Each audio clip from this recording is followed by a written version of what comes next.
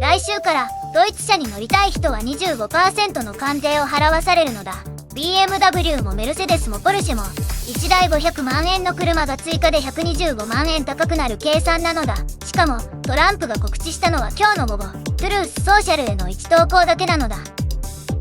125万円って消費税どころの話じゃないですよね。しかも SNS に投稿しただけでそんな大事なことが決まるんですか？それで世界の貿易が動くなんて当たり筋が通らないです。今日は3本のニュースを横断するのだ。最後の1本があなたのスマホを通じて気づかないうちに世論を操作されている話で一番やばいのだ。まず1本目、 EU 車の関税の話から聞かせてください。去年アメリカと EU って一度合意したんじゃなかったですか？ゴルフ場での合意って聞いたことがありますけど。そうなのだ。去年の夏、スコットランドのトランプのターンベリーゴルフ場で合意が成立したのだ。 EU はアメリカへの投資拡大を約束する代わりに関税は 30% から 15% に引き下げてもらったのだ。これが1昨日まで生きていた話なのだ。ところが今日トランプはいきなり EU が合意を守っていないと主張して関税を 25% に上げると宣言したのだ。でも CNBC が報じているようにどの部分が守られていないのかは一切説明していないのだ。記者に聞かれても守っていない以上で終わらせたのだ。守っていない以上ってそれ理由になってないじゃないですか。投稿より具体的な説明を求めるプレスにさえ答えなかったということですよね。 EU 側は何て言ってるんですか？ EU はちゃんと合意を実施中と反論しているのだ。ただ実際は欧州議会の有に下で暴論手続きが少し遅れていたのは本当なのだ。グリーンランド問題でトランプがデンマークを脅した時、欧州議会がこんな状況で批准はできないと一時停止し、この年の3月にようやく条件付きで承認したけれど、まだ加盟国との最終実施協議は途中なのだ。これを身近な例で言うと、共同購入の割々実施を片方がまだ収支差割レテンダとキャンセルするような話なのだ。それで実際に見切り料金を請求されたら違和感と怒りしかないよな。でも守ってないと言われた方も同じ気持ちなのだ。ドイツが一番打撃を受けそうですよね。去年だけでドイツからアメリカに45万台も輸出していたって記事にありました。逆に考えるとアメリカ内に工場を作れば関税ゼロって条件があるんですよね。実質的に工場をアメリカに移せってことですか？まさにその通りなのだ。 BMW はサウスカロライナ州、メルセデスはアラバマ州にすでに工場があるのだが、高級モデルの多くはどうしてもドイツ本土発なのだ。フォルクスワーゲンに至ってはアメリカ工場がほぼなく、小型車まで欧州から輸入する割合が高いので、直撃度はフォルクスワーゲンが一番高いのだ。ここで重要なのが、今年2月に最高裁が6対3で IEEPA という法律を使った関税は違法と判決を出したのだ。トランプはそれを受けて別の法律セクション122で代替したのだが、この関税には150日という有効期限があるのだ。つまり今回の 25% が法的にどう維持されるかはまだ非常に不透明なのだ。法的根拠がふわっとしてる状態で都市大の単に引き上げるの、相手に追いつつ交渉技術に近い気がします。 EU が実際に報復する可能性、歴史的に見てどれくらいあるんですか？ EU はすでに全ての選択肢を排除しないと言っているのだ。アンチコアーションインストルメントという対強制措置の発動を求める声が欧州議会から上がり始めているのだ。これは経済的に強制された時に EU が報復できる武器なのだが、実際に使われたことはまだないのだ。ただ今回初めて現実的な選択肢になってきたの。これは大きな変化なのだ。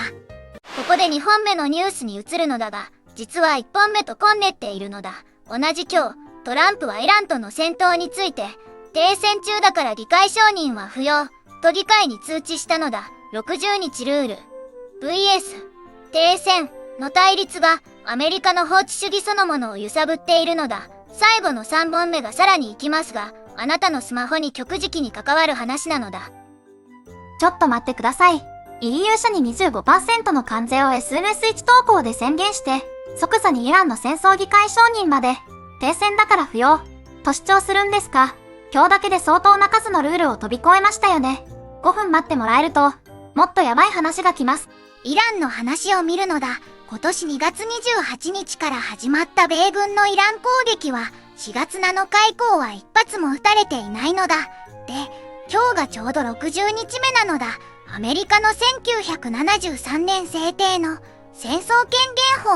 は、大統領に60日以内に戦争を終わらせるか、議会の承認を得るかを義務付けているのだ。トランプは停戦中だから法律の60日カウントは一時停止すると主張したのだ。でも民主党のティム・ケイン上院議員はその解釈は法律の文面と合わないと真っ向から否定しているのだ。国防長官エブセスも議会で同様に停戦中はカウントが止まると証言したのだ。これは法律対大統領権限という憲法上の大問題なのだ。私、個人的にこの解釈はかなり無理筋だと思います。停戦中はカウントが止まるなんて法律の文面にないですよね。これを認めたら、ずっと停戦と言い張れば永遠に議会を迂回できるってことになりませんか？それは全く正しい指摘なのだ。法律の文面を見ると停止できる例外は書かれていないのだ。トランプとしては、自分は軍の最高司令官として憲法的権限があると主張したいのだ。戦争権限法そのものが大統領の憲法権限を侵害しているという論理なのだ。この対立、最高裁まで行く可能性があるのだ。さて今日の3本目なのだ。ワイヤードが暴露したんだが、オープン AI やパランティアと関係を持つスーパー PAC が出資したビルドアメリカン AI という団体が TikTok インフルエンサーに1本あたり5000ドル、日本円で約75万円を支払って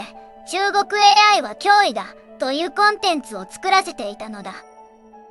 75万円。好きなライフスタイル系インフルエンサーが実に受け取ってたかもしれないってことですよね。しかも依頼元の名前を書かなくていいケースもあったって、それってキラツゲ表示義務違反じゃないですか？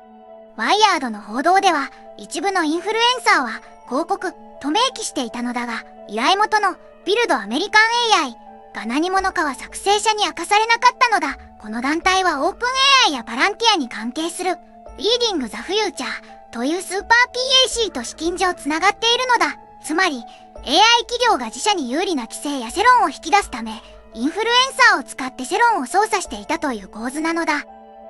これ、日本でも全然他人事じゃないのだ。中国テクノロジーの危険性を語るインフルエンサー満載の動画の中に、このキャンペーンの一環が混じっている可能性があるのだ。誰かの代わりに語っているインフルエンサーが国際的な経済、技術権益の代理戦争をやっている場合があるのだ。TikTok 一本を見るときの視点が今日から変わるかもしれないのだ。冒頭で500万円の車が125万円高くなると言ったのだが、日本への影響はもう少し間接的なのだ。トヨタやレクサスはアメリカ内工場があるので、BMW やメルセデスとの価格競争上はなり得るのだ。だが、キャリア的に考えると自動車関連の就職市場や輸出サプライヤーに影響が波及する可能性は十分あるのだ。今日の3本を通じて見えてきたのは、ルールより意思という構図なのだ。EU 社の関税は法的根拠が曖昧なまま発動され、イランの戦争権限法60日は停戦だから止まるという独自解釈で回避しようとし、インフルエンサー工作は広告とバレないように設計されていたのだ。個別のニュースよりこの全体のパターンに注目してほしいのだ。ルールよりし